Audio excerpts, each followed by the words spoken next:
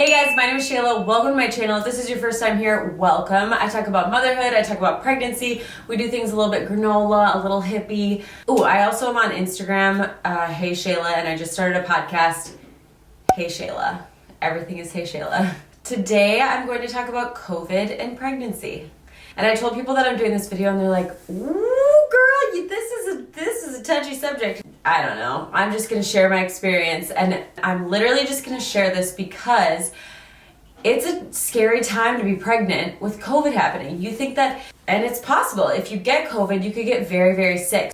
It's just a very nerve-wracking time. So I wanted to share my experience as a somewhat mild symptoms, like I had mild symptoms, just to give you a little bit of good stories, so that basically when I shared this on my Instagram, people were like, thank you for sharing this. This makes it a little bit less scary. But I'm saying all of this knowing that it can be very serious. So I'm not minimizing that at all. Both of my grandfathers passed away COVID positive. Like, I know the severity of it, so I'm not trying to minimize it. I'm just trying to give anybody who's pregnant kind of a different perspective of like ways that it could go. Also on my Instagram, there's a highlight, COVID plus or C plus pregnancy or something, and I shared a ton of other women's stories. Vaccinated, not vaccinated, mild symptoms, not mild symptoms, first trimester, second trimester. I just shared a ton of the stuff that came through. So let me tell you about our experience. So the first thing that everybody wants to know is like, where'd you get it? And I do the same thing. When someone tells me they have COVID, I'm like, well, where do you think you got it? Because you're so careful not to get it. Like, Seth and I cancel so many events when we'll literally be driving to my dad's house, and they'll be like, this weekend we hung out with this person and they're positive, we don't have any symptoms. Nope, turning around, we're not going. Like, we are so adamant about just like minimizing our exposure as much as possible. And we're all tired, right? You just don't want to get sick, but you also have to like live somewhat of a normal life for your mental health. There's just so much to it that at some point you just have to like take a deep breath and be like, we just have to, I don't know, just try and mitigate risk. It's stressful. I don't know how many weekends ago, we spent like the entire weekend with my sister and my nephew. And he slept over at our house. My sister, I was over there, she was over here. It was a dream weekend. I was like, this is the greatest thing in the whole wide world. I love spending all this time with you. We went over to my dad's house. Then on Wednesday, Aaliyah seemed really sick. Or no, Aaliyah didn't seem really sick. She just like was really hot. She was super fussy. She didn't want to eat anything. She didn't want to drink anything. And she was super tired. This girl has not fallen asleep on the couch since she was an infant. We were watching a show because I was just like snuggling her because I could tell she wasn't feeling well.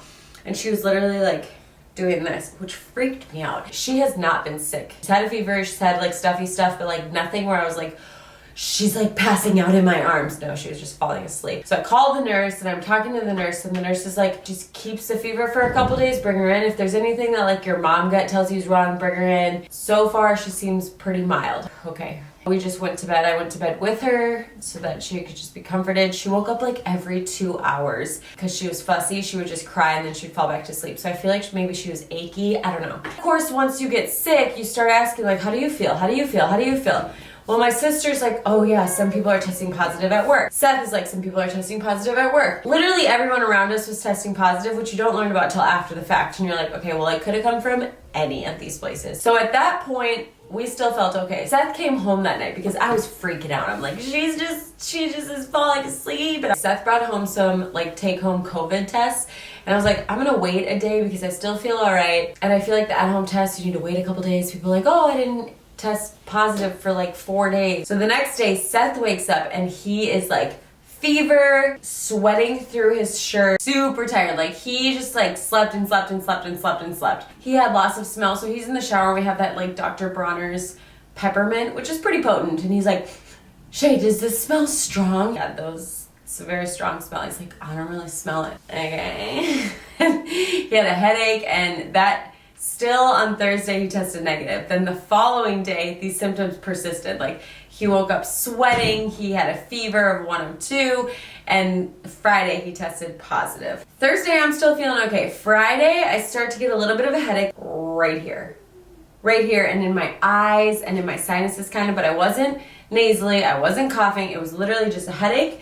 and I had hip and low back achiness. I just kind of was like, all right, well, maybe this is a little bit of what I get. No big deal. Fine. After that, like 48 hours, he starts to feel better. Then Saturday, I test myself and I test positive. So of course I just call my midwife, or I call the nurse because it's Saturday. And the nurse is very concerned about my hip and low back pain. Are you having any other symptoms of labor? Is this a symptom of labor? Do you hear her yelling? I don't care. I'm so grateful to have a babysitter. She's like, I think you should maybe just go into the ER. And I was like, I don't mean to question you. I am not questioning you, but I also don't feel like I need to go into the ER. Like, I really just have a headache and some achy hips. And I'm telling her, because it wasn't my hips, it was like my low back. And I'm like, in the middle, maybe where you would get a tramp stamp. And she's like, your low back? Yeah, that's what I meant to say. And Seth was like, why didn't you just say low back? I don't know, I couldn't think of it. I just was thinking that's the exact spot that I felt it. So then when I was like, kind of gave a little pushback to going to the ER, she's like, let me have your midwife call you. And my midwife was like, take some Tylenol if you need to take some Tylenol. The Tylenol helped so much with my headache. And I really do not take Tylenol or ibuprofen. I don't know, especially during pregnancy, whatever. It helped so much. And then for the low back pain, Epsom salt bath.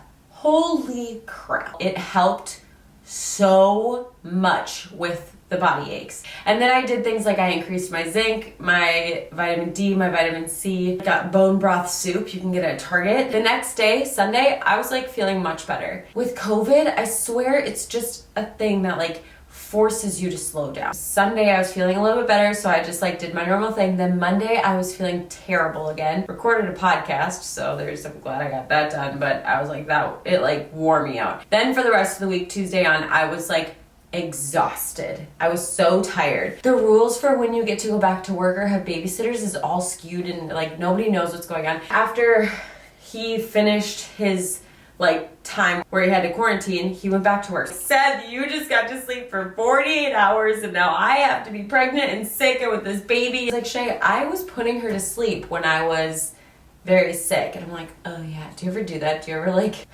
feel like you're just so alone and that you don't have any help? But then when you express it to your partner, they're like, but I put them to bed and I unloaded the dishwasher and I like did laundry and I cleaned up the whole house.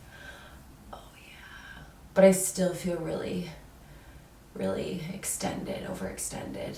I just want to sleep for 48 hours, but I'm pregnant, so I also could not fall asleep. So I would like have the opportunity to go to bed at 7 or 8, and I just couldn't fall asleep. It was brutal. And then Aaliyah, she slept a lot. So she had longer naps. I didn't wake her up for any of her naps, and then slept all night long and just like I just like let her body do its thing. Took a solid I would say like 10 to 14 days to start feeling better. I think at 10 days, I finally got my energy back. So I tested positive on Saturday. Tuesday, I probably started like really tanking with energy. And what's that? Day 3.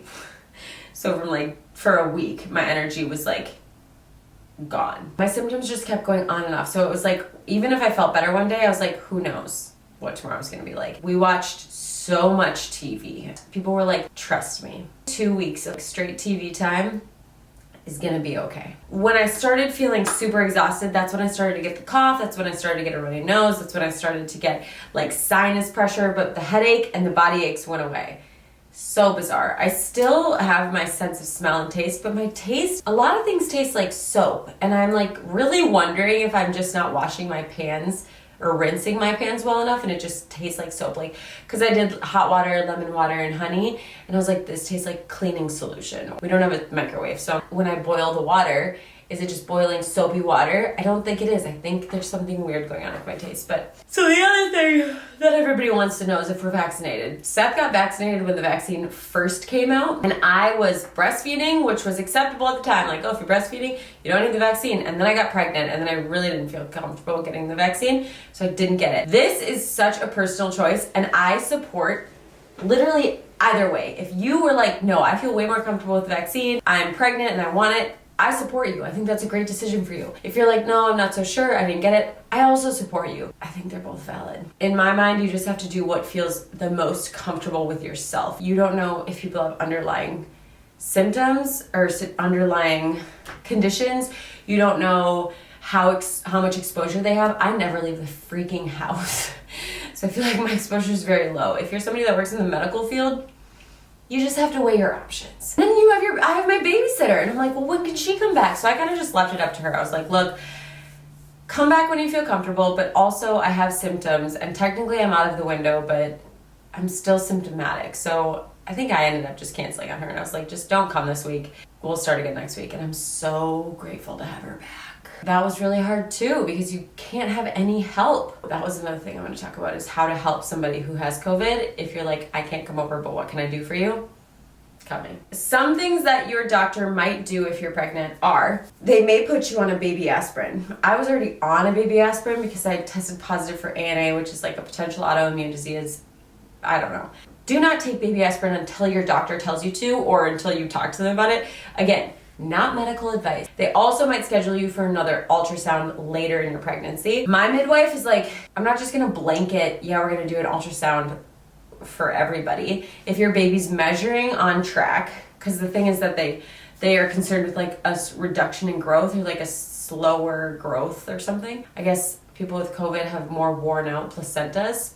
I don't know. My midwife was like, we're gonna just track you and make sure that you are well. And if there's anything that comes up as a concern and we feel like we need another ultrasound, then we'll do that. If you wanna do another ultrasound, we can do that. Oh, how you can help somebody who is experiencing COVID. Honestly, when you're experiencing it, you're just so overwhelmed with everything that when people are like, what can I do for you? You're like, I don't know.